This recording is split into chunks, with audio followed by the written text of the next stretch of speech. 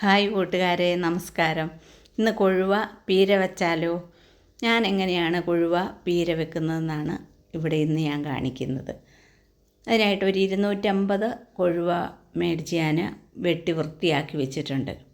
ആദ്യമായിട്ടൊരു ചട്ടി എടുത്തിട്ട് ഒരു മുറി തേങ്ങ ചിരവിയതാണ് ഇട്ട് കൊടുക്കുന്നത്. ഇനി ഇതിനകത്തേക്ക് ഒരു 10 ചെറിയ ഉള്ളി ചെറുതായിട്ട് അരിഞ്ഞത്, ഒരു കഷ്ണം ഇഞ്ചിയും ഒരു 5 വെളുത്തുള്ളിയും കൂടെ ഞാൻ ചതച്ചാണ് എടുത്തിരിക്കുന്നത്. അരിഞ്ഞ് വേണമെങ്കിലും ഇടാം, ഞാനിവിടെ അത് ചതച്ചാണ് ഇടുന്നത്. സാമാന്യ എരിവുള്ള 2 പച്ചമുളക് അതും ചെറുതായിട്ട് ഞാൻ അരിഞ്ഞിടുന്നു. ഇനി ഇതിലേക്ക് കുറച്ച് കറിവേപ്പില. ഇനി എല്ലാം കൂടെ എന്ത് ചെയ്യണം, ഒന്ന് കൈ കൊണ്ട് തന്നെ നല്ലപോലെ ഒന്ന് തിരുമ്മി ചതച്ചെടുക്കാം. ഇങ്ങനെ കൈകൊണ്ട് തിരുമ്മി ചതയ്ക്കുമ്പോഴാണ് നമ്മൾ പീര വെക്കുമ്പോൾ നല്ല ടേസ്റ്റ് ഉള്ളത്. കാരണം ഇങ്ങനെ തിരുമ്മി ആ തേങ്ങയൊന്ന് ചതഞ്ഞ് വരണ ആ ഉള്ളി കറിവേപ്പിലയും എല്ലാം കൂടെ ഇതുപോലെ കൈ കൊണ്ട് നന്നായിട്ടൊന്ന് തിരുമ്മി ചതച്ചെടുക്കുക.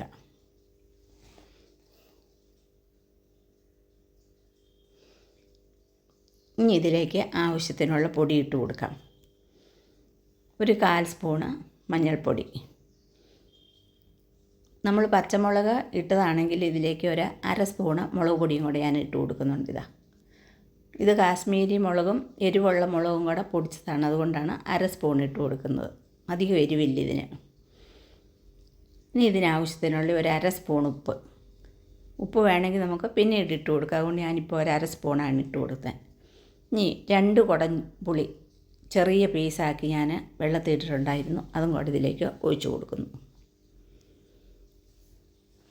ഇനി ഇതിലേക്ക് ഒരു 1/2 സ്പൂണോളം കുരുമുളക് പൊടിയും കൂടി ഇട്ട് കൊടുക്കുന്നു. ഒരു 2 സ്പൂണ് വെളിച്ചെണ്ണ. ഇനി ആ എണ്ണയും പൊടികളും എല്ലാം നമ്മൾ ആദ്യം എടുത്തു വെച്ചിരുന്ന തേങ്ങയിലെല്ലാം ഒന്ന് പിടിക്കത്തക്ക വിധം നല്ല പോലെ ഒന്ന് ഇളക്കി കൊടുക്കാം. എല്ലാം കൂടി ഒന്ന് യോജിക്കട്ടെ. അതിനായിട്ട് നന്നായിട്ടൊന്ന് മിക്സ് ചെയ്യുന്നു.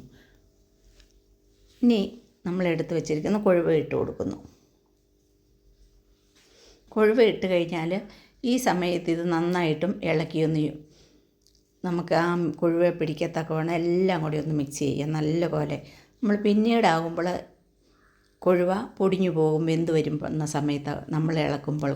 അതുകൊണ്ട് ഇപ്പം കൊഴുവായിൽ ആ എണ്ണയും തേങ്ങയും എരിവും പുളിയെല്ലാം പിടിക്കത്തക്ക വിധം നന്നായിട്ട് ഇളക്കി ഒന്ന് യോജിപ്പിച്ചതിന് ശേഷം ഇങ്ങനെയൊന്ന് കൂട്ടി വെക്കുക. ഇനി ഇത് വേവാൻ അധികം വെള്ളത്തിൻ്റെ ആവശ്യമില്ല. അതുകൊണ്ട് ഞാനിത് ഒരു 1/2 ഡവറ വെള്ളമാണ് ഒഴിച്ചു കൊടുക്കുന്നത്. വെള്ളം കൂടി ഒഴിച്ചതിന് ശേഷം ഒന്നും കൂടെ ഞാൻ ഒന്ന് മിക്സ് ചെയ്യുന്നു. ഈ കൊഴുവയ്ക്ക് അധികം വേവില്ല, അതുകൊണ്ട് പെട്ടെന്ന് തന്നെ വെന്ത് കിട്ടുന്ന ഒരു മീനാണ്. ഒരു 5 മിനിറ്റ് അടുപ്പത്ത് ഒന്ന് മൂടി വെച്ച് നല്ലപോലെ ഒന്ന് തിളച്ച് വരുന്ന സമയത്ത് നോക്കാം. കണ്ടോ, 5 മിനിറ്റ് കഴിഞ്ഞപ്പോൾ നല്ലപോലെ തിളച്ച് വന്നിട്ടുണ്ട്. ഇപ്പോൾ ഇത് ഒരു 1/4 ഭാഗവും ഇത് വെന്തിട്ടുണ്ട്. ഇനി ഇത് അടച്ച് വെക്കേണ്ട ആവശ്യമില്ല. നമുക്കിതുപോലെ ഒന്ന് മറിച്ചിടുക, പൊടിഞ്ഞു പോകാതെ ഒന്ന് മറിച്ചിട്ടതിന് ശേഷം തുറന്ന് വെച്ച് ഇതിൻ്റെ വെള്ളം വറ്റിച്ചെടുക്കുക. ആ സമയം ആകുമ്പോഴത്തേന് അതിൻ്റെ വെള്ളം വറ്റി വരുമ്പോഴത്തേന് നന്നായിട്ട് കറി വെന്ത് നല്ല ടേസ്റ്റോടു കൂടി കറിയാവുകയും ചെയ്യും. ഇപ്പം ഏകദേശം വെള്ളം വറ്റി വന്നിട്ടുണ്ട്.